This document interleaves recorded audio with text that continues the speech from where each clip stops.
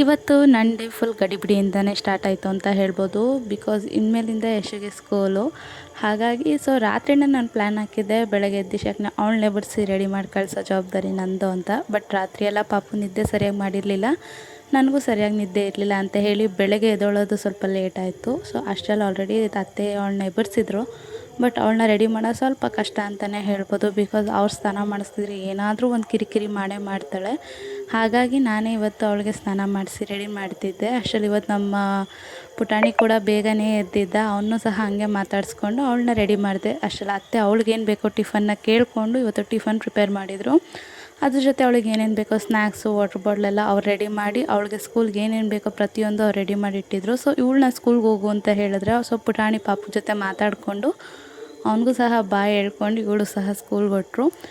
ಇವತ್ತು ಪಾಪುಗೆ ಸ್ನಾನ ಮಾಡಿಸೋ ಹಾಗಿಲ್ಲ. ಬಿಕಾಸ್ ನಮ್ಮ ಕಡೆ ಹುಟ್ಟಿದ ದಿನ ಒಂದು 3 ತಿಂಗಳು ಅಥವಾ ವರ್ಷದವರೆಗೂ ಗೊತ್ತಿಲ್ಲ, ಒಟ್ಟಿನಲ್ಲಿ ಸ್ನಾನ ಮಾಡಿಸಲ್ಲ ಹುಟ್ಟಿದ ದಿನ. ಹಾಗಾಗಿ ಅವನಿಗೆ ಬರೀ ಮೈಯೆಲ್ಲ ಒರೆಸಿ ಅವನಿಗೂ ಸಹ ರೆಡಿ ಮಾಡಿದೆ. ಬಿಕಾಸ್ ಅವ್ನು ಬೇಗನೆ ಎದ್ದಿದ್ದ. ಹಾಗಾಗಿ ಅವನ್ನ ರೆಡಿ ಮಾಡಿದ್ಮೇಲೆ ಅವ್ರ ಪಪ್ಪಂಗೆ ಒಂದು ವೀಡಿಯೋ ಕಾಲ್ ಮಾಡಿ ಅವ್ರಿಗೆ ತೋರಿಸೋವರೆಗೂ ಅವ್ರಿಗೆ ಸಮಾಧಾನ ಆಗಲ್ಲ.